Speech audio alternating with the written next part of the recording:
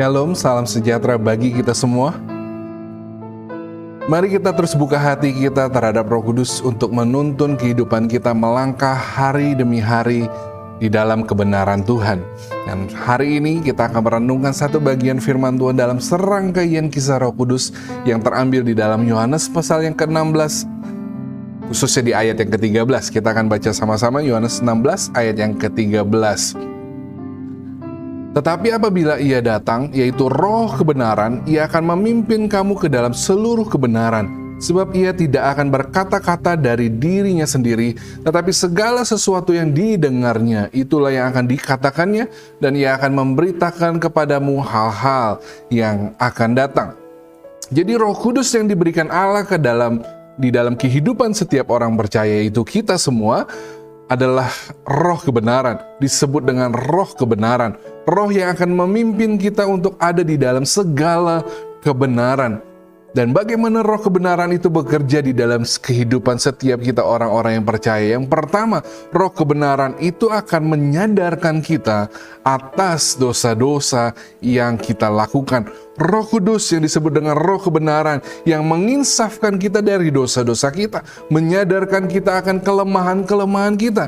Ia juga yang menegur jika kita berbuat pelanggaran. Ia juga yang akan membetulkan jika kita membuat kesalahan. Ia menyadarkan kita jika kita menyimpang dari kebenaran. Roh Kuduslah yang menyelidiki hati kita, dan ia terus berbicara di dalam kehidupan kita untuk menyadarkan kita, bahkan untuk menyingkapkan dosa-dosa, bahkan dosa-dosa yang tersembunyi sekalipun di dalam diri kita, yang mungkin tidak ada orang lain yang tahu, tapi hanya kita dan Tuhan atau roh kebenaran itu yang tahu. Sehingga ia mau supaya kita keluar dari dosa itu dan kita hidup sungguh-sungguh di dalam kebenaran.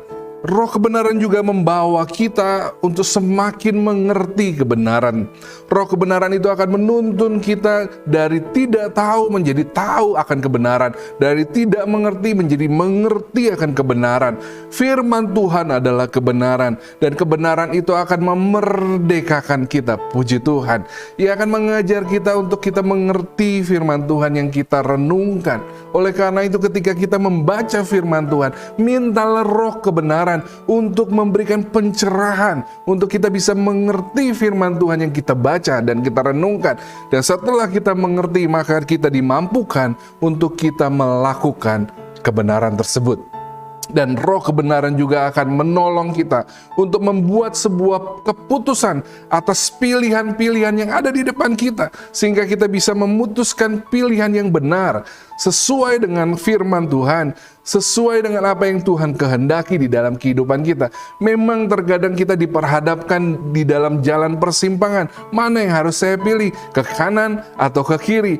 Namun kabar sukacitanya adalah roh kebenaran ini yang akan memberitahukan mana yang harus kita pilih, mana jalan yang harus kita tempuh sesuai dengan apa yang Tuhan rencanakan di dalam kehidupan kita. Tentunya ketika kita memilih atau memutuskan pilihan dengan benar, itu harus sesuai dengan firman Tuhan dan juga dengan motivasi yang benar, dan juga yang akan mendatangkan damai sejahtera di dalam diri kita. Siapakah yang mengetahui kedalaman hati manusia? Hanya Roh Kudus yang sanggup menyelidiki sampai kedalaman hati kita. Jadi ingat satu lagu yang mengatakan, selidiki aku, lihat hatiku, apakah aku masih atau sungguh mengasihi Yesus. Dan hanya Roh Kuduslah yang sanggup menyelidiki sampai kedalaman hati kita, membereskan hal-hal yang perlu dibereskan. Ada dosa-dosa yang perlu disingkapkan, ada kelemahan-kelemahan yang perlu dinyatakan, sehingga kita boleh hidup di dalam kebenaran, bahkan seluruh kebenaran. Jadi jangan abaikan suara Roh Kudus, yaitu roh kebenaran yang akan terus berbicara kepada kita sampai hari ini. Dan ia berbicara lewat firman Tuhan, ia berbicara lewat orang-orang di sekitar kita. Roh Kudus juga berbicara lewat keadaan yang Tuhan izinkan terjadi di dalam kehidupan kita. Roh Kudus berbicara, roh kebenaran itu berbicara dengan berbagai cara. Yang penting buat kita adalah mari kita buka hati kita. Mari kita siapkan hati kita untuk kita mendengar untuk kita mengerti apa yang Tuhan kehendaki, kebenaran yang harus kita hidupi di dalam kehidupan kita, sehingga kita sungguh-sungguh dibawa oleh roh kebenaran itu kepada seluruh kebenaran, dan sehingga apa yang terjadi, Bapa pasti dipermuliakan lewat kehidupan kita ketika kita hidup di dalam seluruh kebenaran firman Tuhan. Tuhan Yesus memberkati kita semua. Shalom.